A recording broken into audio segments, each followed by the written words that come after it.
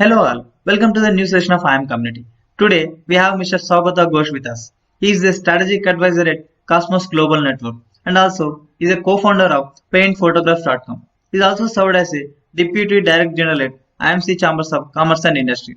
Today he is speaking on the topic fire. To speak more on this, we are inviting Mr. Sougata Ghosh. Over to you, sir. Hi everybody, welcome to my FIRE talk. I'm Sougata Ghosh. FIRE is essentially stands not the fire which burns, but it means financial independence and early retirement. I would like to thank Shailja and Mahesh for inviting me for this talk, and I hope this talk will help you in your financial independence and your future. With that, let's start. Before the couple of disclosures which are there, which we need to get out of the way. I am not an investment advisor. I am not connected with any investment advisory services or investment banks or anything of that nature. I'm not even a SEBI registered investment advisor. I'm not affiliated to any of the websites that I have taken out as examples in this particular presentation. This presentation is only for knowledge sharing purposes, and hopefully you will have some good takeaways from it. Please do your due diligence before investing anywhere, and whatever you do, especially if you are doing insurance or mutual fund investments, read through and understand what you are signing up for. The example used this presentation is on for illustrative purposes only. So with those couple of disclosures out of the way, let's go for the presentation. What is FIRE? As I said earlier, FIRE is financial independence and early retirement. What it essentially means that your passive income, the income that you generate from your savings, is enough to support your lifestyle choices, and you are free to devote your time to things which you are passionate about. That's what FIRE enables. It does not. It means that you are not necessarily tied up for a 9 to 5 job, which you have to do. So that it gives you that enormous freedom to do what you want to do with your time. So what does that mean, and how do you go about doing it? So before you decide that I want to join the FIRE movement, and you need to plan out things. First of all, you need to decide how much money you require to get your life on the record without if you leave out your main job. So how much money you want to retire on, that is the most important thing. Now, there are many ways of calculating this, and people have been researching on this topic. There is something that is 25 cakes which I have taken in this particular example. There is other like withdrawal rate of 4%, 3%, 2%, and so on. So each of these different methods have the same goal of calculating how much you would require, what kind of corpus you need at the end to on which you can retire on comfortably, let's say. So in this particular example, I have taken a 38 kind of annual expense, and this is a rule of thumb that says that you need to save at least 30 times your expense yield. If you are able to do that, theoretically speaking, you would reach that goal of retiring early. So in this particular example, let's say your annual income, a person's annual income is around 20 lakhs, and his annual expense is around 15 lakhs, then you need at least 4.5 crores to reach that. So what is how do we come to this 4.5 crores? It's 15 lakhs into 30. Very simple.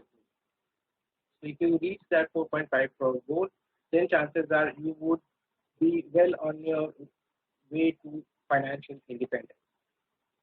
So to reach there, you really need to have a mindset change in terms of your spending habits. Your habit of spending, you should develop the habit of spending after saving and not saving after spending. There's a very thin line on that, and you really need to understand that difference and follow it. It does not mean that you should be a miser. You can be frugal, but not a miser. So 4.5 crores seems a big number. What can I do to reduce it? So how do you go about doing it? So first you do is map your expenses. What kind of money spending habits that you have, and check what all those expenses that you can reduce or cut out which are not essential. For example, everyday coffee and a pizza, probably if you don't require it, you can cut it out. Frequent parties, please cut back. Too many subscriptions running, Netflix, Spotify, Z, and so on, please cut them back. You really need that new dress, No, you don't. And the shirt, well, forget it. You have enough shirts, so you really don't need that one. Avoid credit cards and personal loan. Now, this is very important. I have seen young people using credit cards indiscriminately without understanding what it is that they are paying back. A typical credit card charges something around 2 to 3% per month, which comes to about 24 to 36% per annum interest rate that they charge, and that is an insanely high amount. You must avoid any usage of credit card and personal loans. Apart from building your credit profile, a credit card really does not help you in any way. And if you are using credit cards, please make sure that you pay back the entire amount before due date, because that is important. If you miss it even by one day, they start charging interest, and that interest is very, very, very high. Avoid all debts and loans.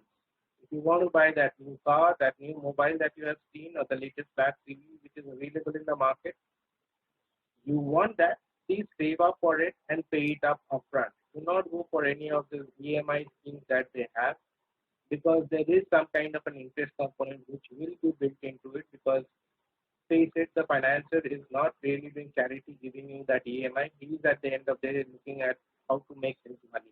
So anything that you want to buy, make sure you save it up for it and then pay up for it. Don't go for credit. The only acceptable loan that you can possibly take in this scenario is home loan. Why? Because home loan requires a tremendous amount of money, and it is almost impossible to keep that kind of money without home loan. And something that we all aspire to. So go for it. That is acceptable. But there are rules around that also. For example, it should not be the property that you look at should not be more than 3 times your annual income. Your outgo or the EMI should be less than 30% of your take-home salary. And most importantly, once you take that home loan, pay it off as quickly as possible. What happens is that in an EMI home loan strategy that they have here is that for the first 5, 7 years, what you are paying in EMI is only the cost of interest and not the cost of the reducing the capital. So you're just paying interest for the 5, 7, 10 years, and only then the capital starts reducing.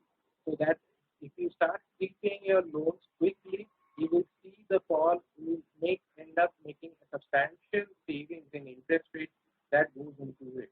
So pay off your loans as quickly as you can. The second loan which can possibly you can justify is your education loan, because that is something that can potentially increase your income down the line. So if you are positive and you think that education loan for a particular course that you want to do will have a substantially positive impact on your earning capacity, please go for that. But again, once you are taken that and done with that course, pay it off as quickly as you can. Now, as I said in the previous example from the previous slide, 4.5 crores seems like a big number. So what can be done about it? So a person who has decided that he wants to get into it, he looks into his expense account and sees that he is making expenses around 15 lakhs. And then he maps those expenses, and then he says, oh, I don't need a whole lot of stuff that I am buying or I'm doing. So I can cut it up easily by 50%. So now you have from expenses of 15 lakhs to 8 lakhs, and your savings have gone up from 5 lakhs to 12 lakhs. That's doubling of your expenses and halving of your expenses and doubling up of your earnings, savings. So now under this new scheme of things, your new target will be 2.4 crores, which is 8 lakhs, which is your annual expense into 30 times. So that gives you 2.4 crores. Earlier you were looking at saving 4.5 crores. Now you have to look at saving only 2.4 crores, which is almost half. That's a great deal of money that is saved right there. This, as I said, the advantage of doing this exercise is that it will double up your savings and reduce your target cost. 2.4 crore is still a very daunting number. How do you get there? Well, the answer is in compounding. As Einstein said, compound interest is the eighth wonder of the world.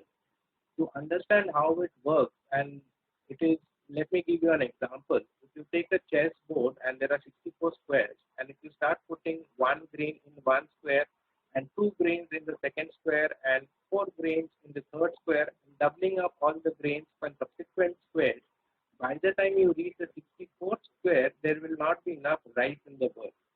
That is the power of compounding. If If you start saving little by little and you earn interest on that, the results can be phenomenal and mind blowing if you take long enough time horizon to look at it.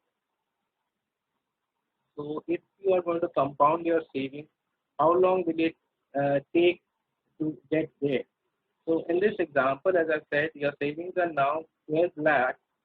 How long will it take to accumulate a corpus of around 2.4 crores? It turns out that if you invest 12 lakhs per annum in a decent mutual fund, giving you about 10% expected return for about 12 years, you will get that corpus in excess of 2.4 crores in about 12 years' time. So that is a substantial, you can think that 10 years is a very long time to get there, but believe me, it's a very short time. And once you get through that journey at the end of it, that the rewards can be very, very good. So it will take about a little more than a decade to have your freedom. There are many online calculators which help you calculate this particular number, and I have given the link in my presentation for calculating on your own, or you can check any of the other online calculators to figure out how much you need to have your target corpus. So can it be done in 12 years?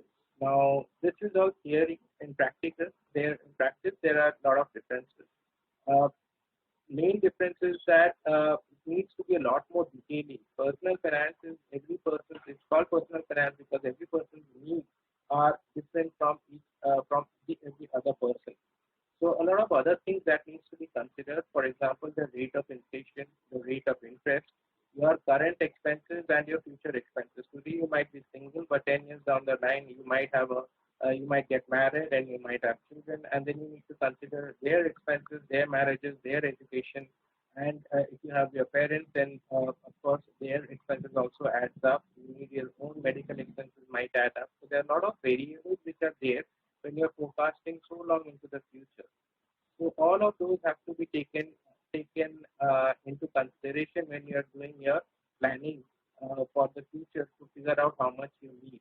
But obviously, the higher the number, the better it is. The purpose of this particular presentation is that I think it is very important to start thinking about it now when you are young rather than later. The magic of compounding works when you give it a really long number of years to work on it. For the earlier you start, the more compounding years you will have, and greater will be your rewards. There's some reading to start you off to get some interest in this field if you want to get some more idea about how to go about doing it. There is a Rich Dad Poor Dad series by Robert Kiyosaki. I think that's the fundamental book that you need to start off with. It is an important book, and it will really change the way you think about money. In the Indian context, there are not many personal finance books which are available out there, but the ones which are pretty good. One of them is 13 Steps to Bloody Good Wealth, that is by Ashwin Sanghi and Sunil Dalal. I highly recommend reading that. There are many blogs out there. In the Indian context, I picked up two blogs for you if you want to. You please go through them. One is Free Cal by Pattadiraman and Subramani by P.V. Subramanian. In the international context, there is Dollars and Data by Nick Maglioli and MrMoneyMustache.com by Peter Adley. Incidentally, the entire FIRE movement was started off by Peter Madley when he started this blog, Mr. Money Mustache, and he aimed to get financial independence. He achieved that goal by the age he was 30, and he wrote of those experiences in his blog, and that's how this movement started taking off across different communities in the world. On the podcast and personal finance, I would recommend that you can use Mr. Deepak Shana, he's the founder of Capital Mind, and Ms. Monica Halan. Those two podcasts are pretty good in terms of the latest personal finances and how you go about investing your money and what else you can do around that subject. Uh, Before I end, and it brings me to the last slide. But before I end here, I would like to add that there are many more details which needs to be looked into when you are doing personal finance. For example, asset allocation. What should be your asset? How much you need to invest in, say, equities versus debt versus gold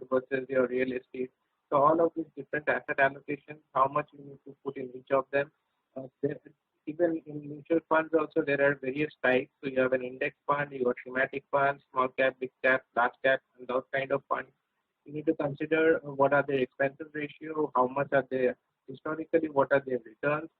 So even for bonds also, you need to look at the interest rates and how much you're making. So there's a whole universe of financial assets which are out there in that market, and you need to understand what you want to do with those and how you need to allocate. So this is a very vast field, and you need to research a little bit. There's a lot of work which is there, but I promise you, once you're able to do that, go through that work and actually do the investing and do it regularly over a period of time, the rewards once you get to the other side of it can be phenomenally good.